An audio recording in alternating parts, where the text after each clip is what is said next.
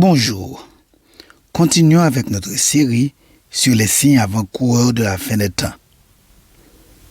Pendant les jours qui précéderont le retour du Christ Jésus, la Bible nous dit que les hommes seront méchants, insensibles, cruels, intempérants, matérialistes. Ils se haïront l'un l'autre et seront égoïstes. Aujourd'hui, l'insensibilité et la cruauté se constatent partout. Partout, le matérialisme prime sur l'amour du prochain. On fait tout pour détruire l'autre et pour s'enrichir. C'est ce qui explique le règne de la terreur, de la famine et de la misère. Aujourd'hui, je vais continuer à vous parler des signes avant-coureurs de la fin des temps. La Bible dit qu'avant le retour du Christ Jésus, l'immoralité rayera. Les gens ne respecteront pas le mariage. La norme sera la pratique de l'adultère, de la fornication et des autres pornéias, des autres malpropretés sexuelles. Je vais aujourd'hui vous parler des signes avant-coureurs qui concernent la vie morale des gens. Avant de débuter mon exposé, je vous prie de ne pas oublier de vous abonner à ma chaîne en cliquant sur le bouton Abonnez-vous et sur la cloche de notification pour être au courant de mes prochains exposés. Dans notre époque, la moralité sexuelle n'est plus considérée comme une vertu. Apparemment, la norme est plutôt la recherche du plaisir et de la satisfaction sans restriction.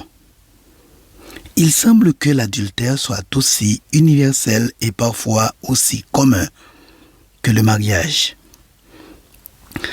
Dans beaucoup de bureaux, la déontologie en matière sexuelle n'existe plus.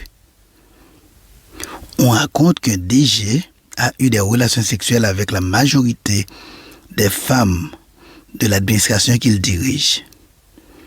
Parmi elles, il y a des femmes mariées et des femmes qui sont fiancées. Beaucoup d'entre elles ont eu des rapports sexuels avec ce DG, dans son bureau et aux heures de travail. Le monde d'aujourd'hui met au rencard la morale chrétienne. L'adultère, la fornication et l'homosexualité règnent partout. En ce début du XXIe siècle, souvent de fois, on rencontre un homme, on pense être en face d'un garçon, mais c'est une femme. On rencontre une femme, on pense rencontrer une dame, mais c'est un homme. Le monde d'aujourd'hui est bizarre. Beaucoup de garçons se changent en femmes, beaucoup de femmes se changent en garçons. En cette période qui précède la venue du Christ, beaucoup de gens refusent les relations sexuelles hommes-femmes.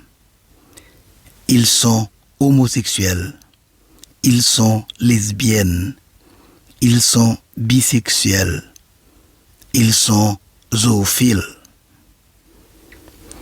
La situation d'aujourd'hui est pire que celle existant dans Sodome et dans Gomorrhe.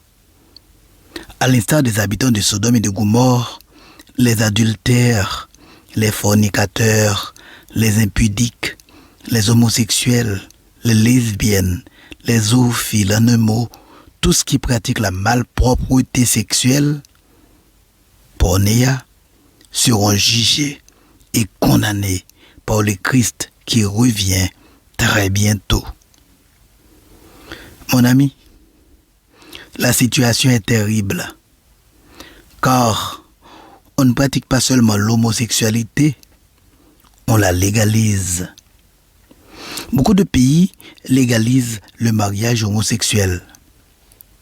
Parmi les pays acceptant ce mode de vie figurent le Canada, l'Argentine, les Pays-Bas, la Belgique, l'Islande, la Norvège, l'Espagne, les États-Unis, la Suède, le Danemark, le Portugal, l'Afrique du Sud, la France, et j'en passe. Le président du Nigeria, Goodluck Jonathan, a été forcé par les Occidentaux de rentrer une loi interdisant le mariage entre les personnes de même sexe, sous prétexte de protection des libertés individuelles. L'Ouganda a dû renoncer à sa loi anti-gay suite à des pressions de la communauté internationale.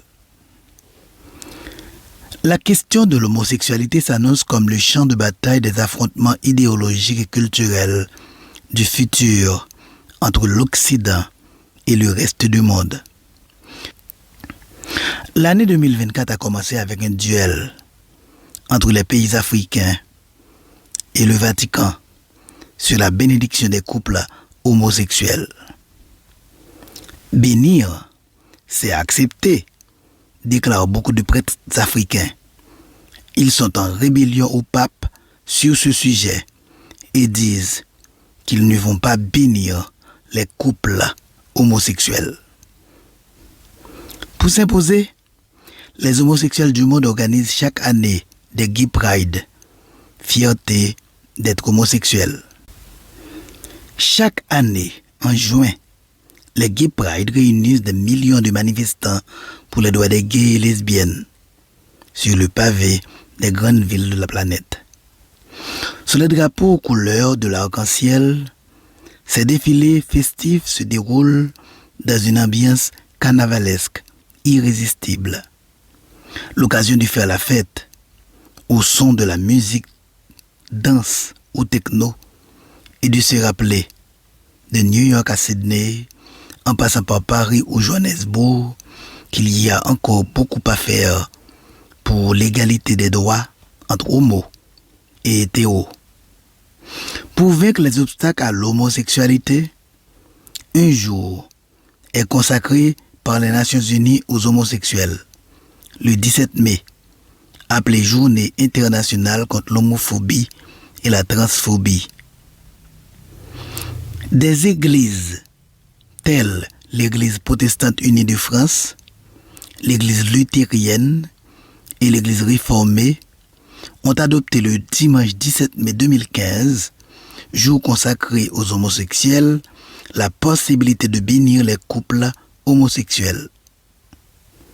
Comme on peut le constater, beaucoup de catholiques et de protestants acceptent de bénir les homosexuels et les lesbiennes. Chers amis, nous sommes dans les temps considérés comme les temps de la fin, car aujourd'hui, la violence règne, le matérialisme règne.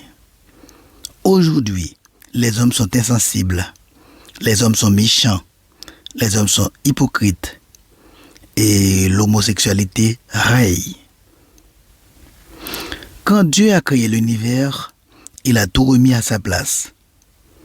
Le soleil est le soleil, la nuit est la nuit. Lorsqu'il a créé les animaux, il a créé un mâle, une femelle. Et tous les mâles qui avaient besoin d'avoir des enfants ont fait l'amour avec une femelle. Quand il a créé l'homme, il a créé un garçon et une femme. Pour avoir des enfants, l'homme s'accouple toujours avec une femme. Dieu n'est pas d'accord avec les gays. Il est contre le lesbianisme. Il n'autorise pas aux humains d'avoir des relations sexuelles avec des animaux, avec leur maman, avec leur papa, avec leur sœur, avec leurs frères, avec leurs neveux, avec leurs nièces, et ainsi de suite, selon Lévitique 18, versets 6 à 24. Homosexuels du monde, souvenez-vous de Sodome, souvenez-vous de Gomorrhe. Le monde dans lequel on vit est bizarre. Il prend la mort pour la vie et le diable pour le bon Dieu. Kim Davis, une clerc du comté de Rowan, Kentucky, États-Unis, a été emprisonnée le vendredi 4 septembre 2015 pour avoir refusé de signer un acte de mariage entre gays. Pour cette chrétienne évangélique qui se donne pour mission l'application de la parole de Dieu, Délivrer un certificat de mariage à un couple homosexuel violerait ses convictions religieuses. Et oui, pour sa foi, elle a été mise en prison. De nos jours, les valeurs morales disparaissent et l'immoralité règne. Le Christ revient. Il revient pour mettre un terme aux malpropretés sexuelles. Il revient pour mettre une fin au terrorisme, à la violence, à l'oppression, à l'exploitation et à la tyrannie. Il revient pour transformer la terre et la guérir de nos actions malveillantes. Il revient pour nous donner la sécurité, la paix et la joie. Les prophéties s'accomplissent. Le Christ revient très bientôt. Je vous encourage à réécouter notre vidéo sur le survol du livre de Daniel pour comprendre ce qui se passe de nos jours. Ici se termine mon exposé pour aujourd'hui. Je vous dis merci, chers amis, d'avoir été à l'écoute. Merci d'avoir partagé cet exposé à vos amis et familles. N'oublie pas de cliquer sur le bouton abonner et sur la cloche de notification. Je suis disposé à répondre à vos questions. N'hésitez pas à me les poser. Ne l'oublie pas. Mes exposés sont des extraits tirés de mon dernier livre titré « L'Évangile total à l'homme total », disponible en duo aux librairies La Pléiade et Presse évangélique et en version électronique sur Amazon.com. D'ici là, que mon bon Dieu prenne soin de vous, qu'il vous bénisse, qu'il vous protège et qu'il vous accorde sa paix et sa joie. À bientôt, si Yahvé, l'unique Dieu, le veut.